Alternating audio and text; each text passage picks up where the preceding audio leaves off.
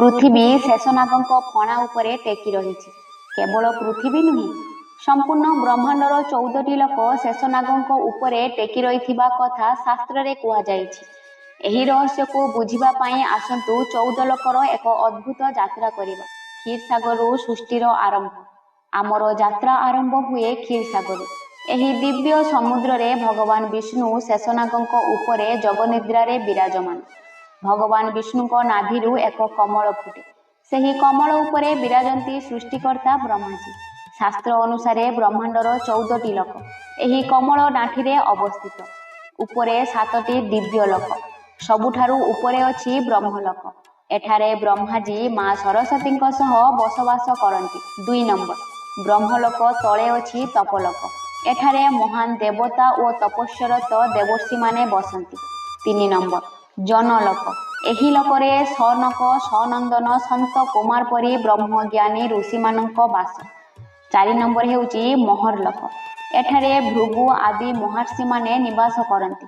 5 number स्वर्गलोक। यह हेउची देवराज इंद्रଙ୍କ लोक। देवता अप्सरा एठारे बास करती। 6 नंबर हेउची भूवर्लोक। स्वर्ग और पृथ्वी मध्य जो अंतरिक्ष अछि ताहाकू भूवर्लोक कुहाଯାଏ। 7 नंबर हेउची भूलोक अर्थात पृथ्वी।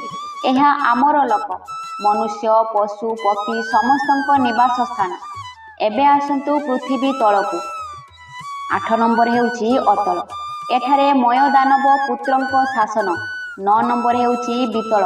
एही लोकरे भगवान शिवଙ୍କ भूतगण माने बास करती। 10 नंबर हेउची सुतल।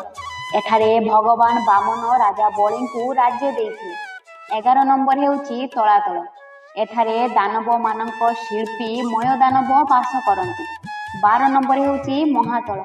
एठारे कोटि कोटि नागजातिर बास। 13 नंबर हेउची रसातल। दानव और दैत्य माने गुहारे बास करती। 14 नंबर हेउची पाताल। सबुठारु तले नाग और दैत्य मानक लोक। एही सबु लोक तले लक्ष लक्ष प्रकारर नर्क मध्य रहिछि बोली शास्त्र रे कुहाଯାଏ। शेषनागଙ୍କ उपरे समस्त सृष्टि शास्त्र अनुसार।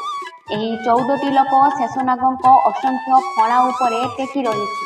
आउ शेषनाग निजे भगवान विष्णुଙ୍କ अंश। भगवान विष्णु क्षीरसागर विराजित। आउ संपूर्ण सृष्टि ब्रह्मांड भितरे अवस्थित।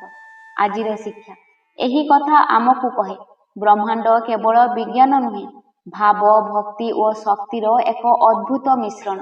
जदि एही ज्ञानमय कथा आपनकू भल लागिथिबो कमेंट रे लेखंतु जय विष्णु जय जगन्नाथ।